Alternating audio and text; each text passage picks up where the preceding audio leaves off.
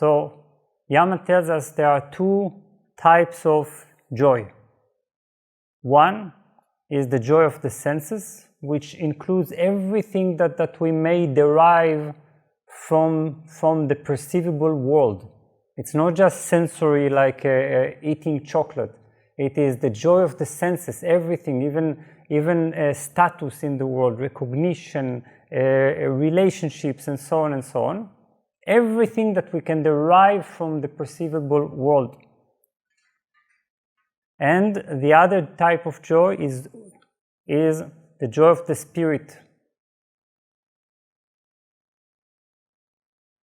And perhaps while we're sitting here in this retreat, I don't know if you are experiencing that, the more we delve into this knowledge, the more we contemplate it, the more we devote our attention to it, perhaps we are beginning to experience a sort of joy.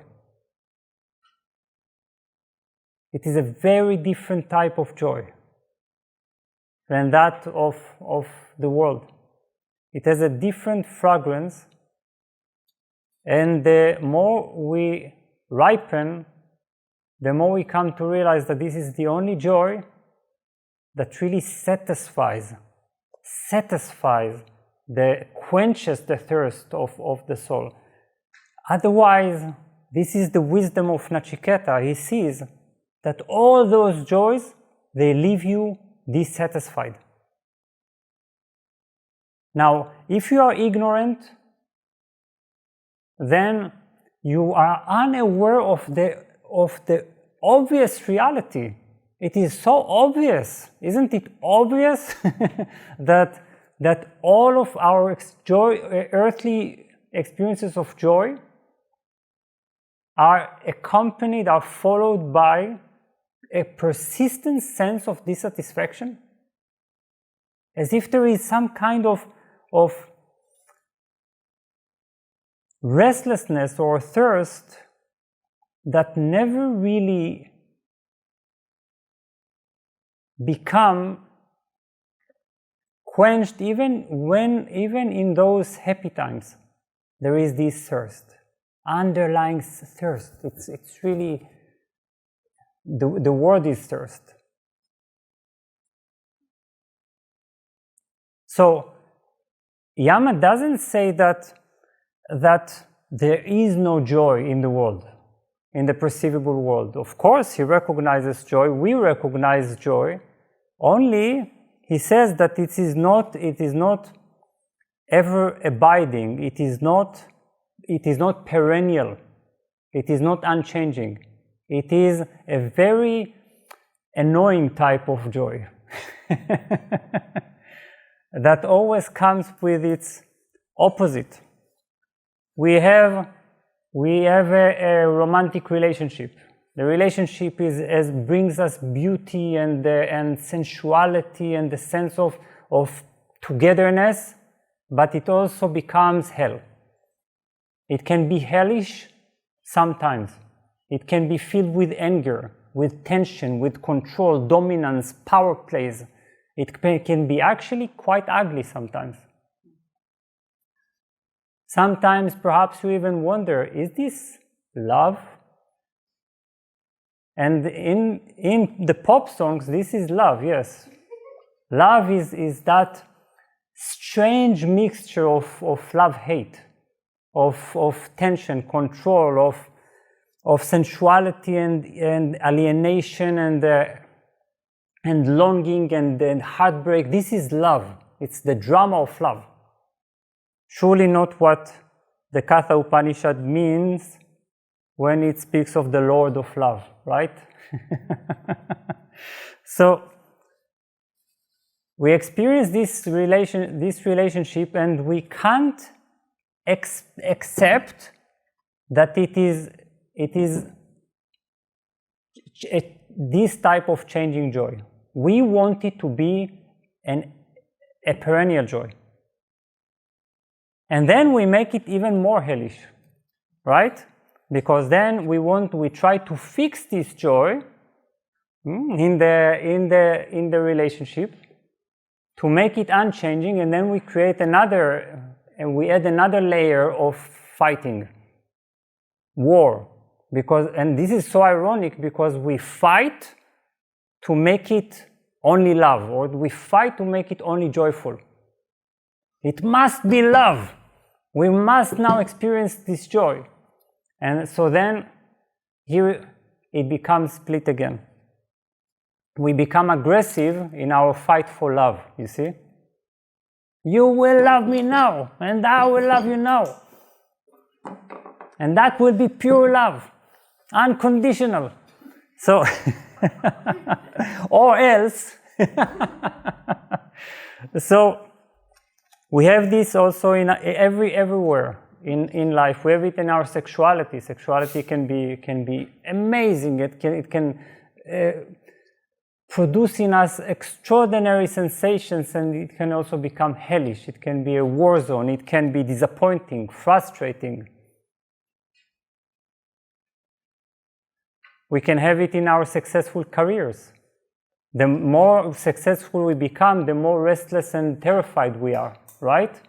The more money we have, the more famous we become, the more stressful we are, and the more afraid we are of losing it, of not being able to enhance it, of not being able to measure up to the great ones, because there's always comparison. In short,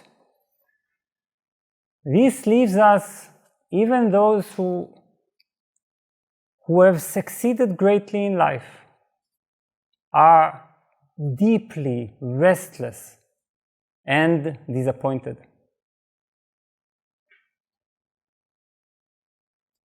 But it doesn't help us for some reason. And this is why Yama says the wise. What is wisdom?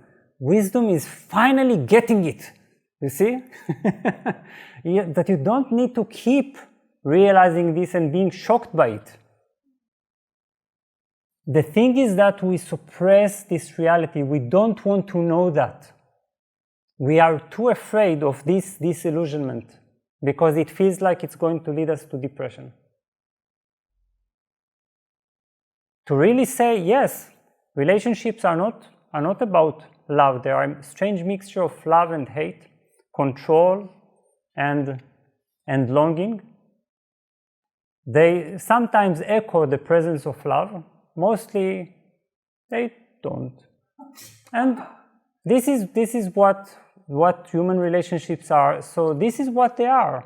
You don't, not more, not less also, because they have their value. But they don't have any value if you count on them as your source of lasting joy.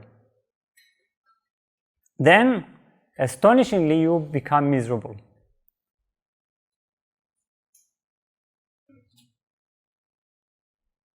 So this is the problem with worldly joy, that it is unstable.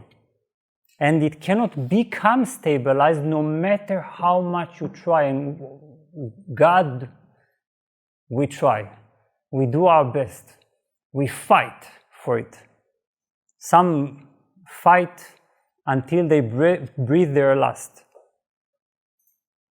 And all of our actions betray a hidden, concealed hope. We really hope. We really are like dreamers that believe that if they try their best, they would make this earthly life heavenly, happy. Now you may say, no, I don't experience that at all. I actually experience pain, not pleasure. I experience disappointment and my wounds. But this is where we are also dishonest, because also in our pain is actually wish for pleasure, you see, wish for joy. So it is our frustrated hope for joy.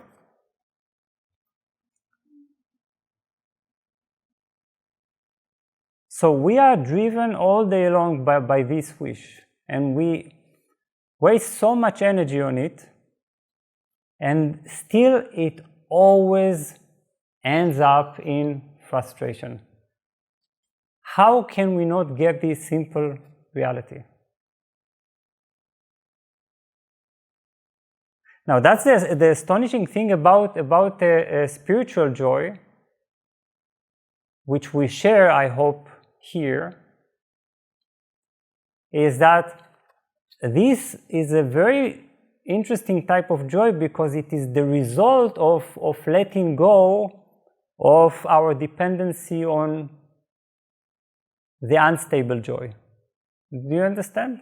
As soon as you understand deeply that you can no longer depend on that earthly joy, that you cannot fix, you cannot stabilize it, and it is by nature unstable, you remove your energy from it and you are joyful. Suddenly, you are light, you are constantly happy, you are energetic, you shine, you see? Because you are free from the game of pleasure and pain.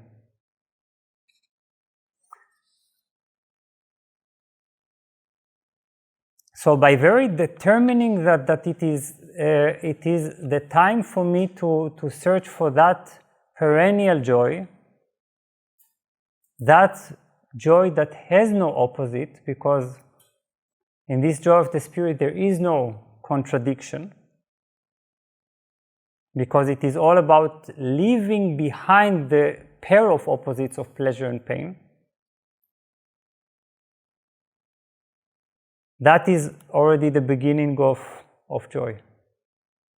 And the beautiful thing is that the journey of the revelation of truth is characterized by ever-increasing joy, which means that it is an indication. Joy is actually the indication of the presence of truth in your life.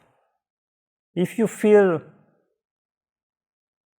you are on a spiritual journey and you feel heavy, tired, frustrated, and sad, be sure that you have forgotten what to look for. You see, you have not understood. Truth is joy by its very nature. It makes us radiant. That's why so often people enter retreats and slowly you can see the growing radiance on their faces because they unburden themselves from this unnecessary search.